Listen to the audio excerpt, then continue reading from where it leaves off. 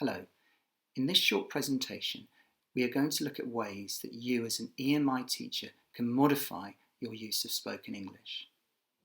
I want to look at three aspects of how you can modify your use of spoken English in order to help your students understand what you're talking about.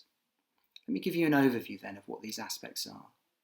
First of all, we will look at the physical aspects of spoken English. We will consider the pace, changes in tone, as well as the use of gesture and posture. Secondly, we're going to look at the linguistic choices that can be made, focusing on the choice of vocabulary to take account of the level of students' understanding, as well as the need to organise spoken language with what's called rhetorical signposts. And finally, the third aspect that we're going to look at is what I'm going to call the cognitive, and this involves the way a speaker clarifies and summarises what they've spoken about and pays attention to their audience's understanding. So here is an overview of the three aspects of spoken language we will look at: physical, linguistic and cognitive. The first aspect then of speaking that we are going to look at is the physical use of the voice. There are three elements of this to think about: pace, changes in tone, and the use of gesture and posture. It's important then to talk at a speed which allows your listeners time to process what is being said. Of course, the skill here is to avoid excessive pausing or hesitation. So changing the pace at which you speak and modifying the speed of your talk is something that might need practice. I think it's important as well to get feedback from your students to find out what their feelings are and to change accordingly. Of course, they might tell you that you can speed up rather than slow down. Using tonal variation then is a second element of the physical use of your voice that can help to guide students' understanding. Tonal variation involves the use of emphasis, changes to volume and pitch to enhance the meaning of the speech. You can emphasise key points, for example, by adjusting the tone and the volume. Or you can use a change of tone and pitch to show that you're moving to a new section in your talk, to show, in other words, a transition. Now, these uses of tonal variation can then be reinforced with non-verbal techniques, including gesture and posture, and this is the third element of the physical use of speech to consider. You can use gesture to enhance the meaning of your speech, to emphasise key points, for example. And posture is important here as well. When making a presentation or giving a lecture, an open and upright posture is important. And be aware as well, of course, that posture is important in terms of voice projection. And we can also add that in order to engage with your audience, you need to make eye contact, although try not to overdo this. Let's look now at the second aspect of modifying your spoken language. This is about the linguistic choices that can be made. The choice of vocabulary to take account of the level of students' understanding, and the organisation and structure of the talk using what's called rhetorical signposting.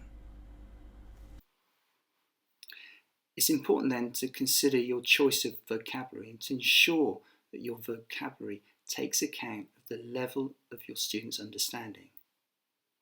It's also good if you can vary your vocabulary because this will help with your students' language learning.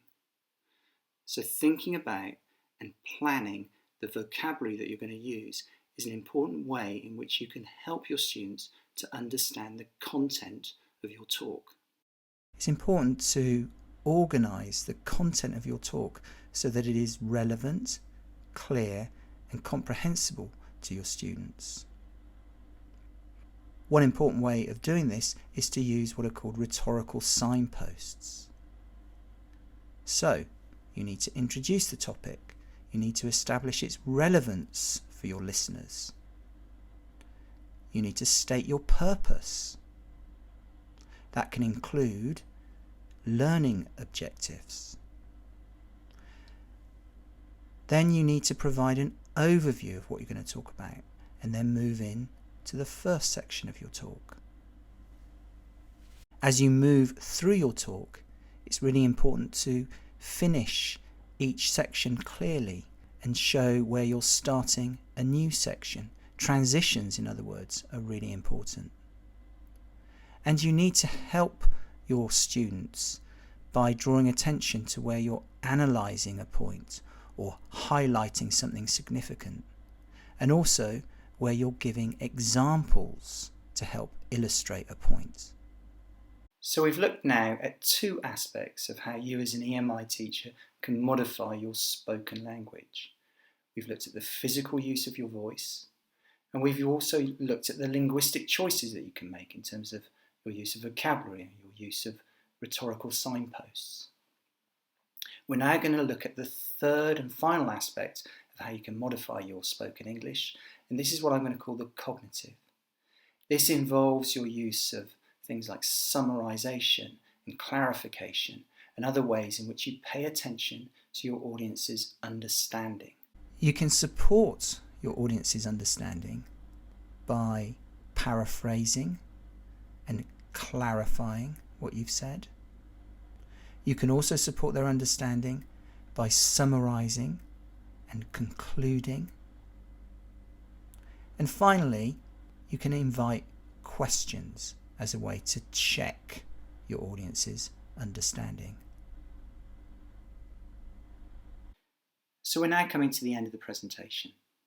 The aim of this presentation was to look at ways in which you as an EMI teacher can modify your spoken use of English.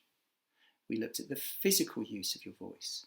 We looked at pace, changes in tone, and also the use of gesture and posture.